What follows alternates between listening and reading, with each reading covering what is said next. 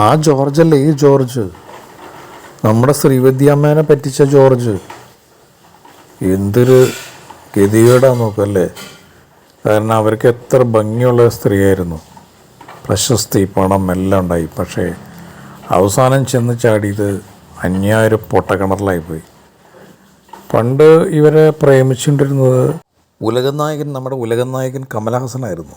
അദ്ദേഹം പ്രേമിച്ച് അവസാനം വീട്ടിൽ ചെന്ന് കല്യാണം ആലോചിച്ചു. അപ്പോൾ ശ്രീവിദ്യയുടെ അമ്മ പറഞ്ഞു സമയം വേണമെന്ന് പറഞ്ഞു. സമയം ആവശ്യപ്പെട്ടപ്പോൾ ശ്രീവിദ്യാമ്മയ്ക്ക് അന്ന് 22 വയസ്സാണ്. അവർക്ക് ഇദ്ദേഹത്തിനൂടെ ഇറങ്ങിപ്പോകാനുള്ള ചങ്കൂറ്റുണ്ടായിരുന്നില്ല.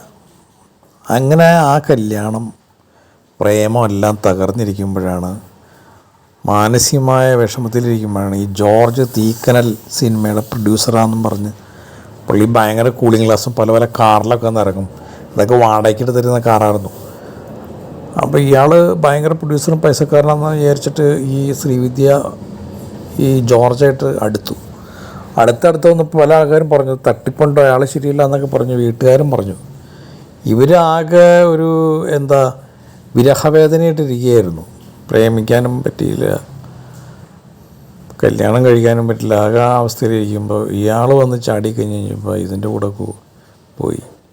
അവസാനം ഇയാൾ എന്താ വെച്ചിട്ടുണ്ടെങ്കിൽ ഈ ചെക്കൊക്കെ കള്ളൊപ്പിട്ട് ചെക്കൊക്കെ കൊണ്ടുപോയി ബാങ്കിൽ നിന്ന് കാശെടുക്കും. ശ്രീവിദ്യയുടെ പല പെണ്ണുങ്ങളായിട്ടും പുള്ളിക്കാരുടെ ബന്ധങ്ങൾ, തല്ല് കുത്ത്. ലാസ്റ്റ് ഇവർ ഈ ശ്രീവിദ്യ എന്ന് വെച്ചിട്ടുണ്ടെങ്കിൽ മതം മാറിയായിരുന്നു. ജോർജിൻ്റെ ആ കൂടെ താമസിച്ചപ്പോൾ അയാളുടെ മതത്തിലേക്ക് മാറിയിരുന്നു. അതുകൊണ്ട് പെട്ടെന്ന് ഈ ഡൈവോഴ്സ് ചെയ്ത് കിട്ടിയില്ല. 14 വർഷം കോടതി കയറി ഇറങ്ങി.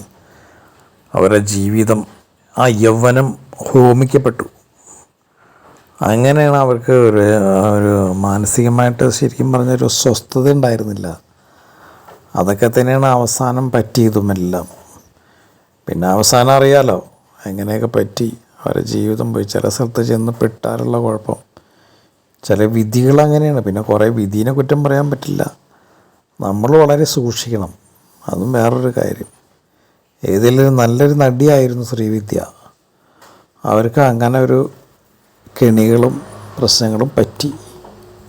അങ്ങനെ ജോർജ് എന്ന് പറയുന്ന ഒരു തട്ടിപ്പുകാരനായ ഭർത്താവിനാൽ ചതിക്കപ്പെട്ട് ജീവിതം തകർന്നു പോയൊരു നടിയാണ് ശ്രീവിദ്യ. അന്ന് ഇവരോടൊപ്പം അഭിനയിച്ച ഈ നടികളെല്ലാം ഇന്നും സിനിമയിൽ അഭിനയിച്ചുകൊണ്ടിരിക്കുന്നു.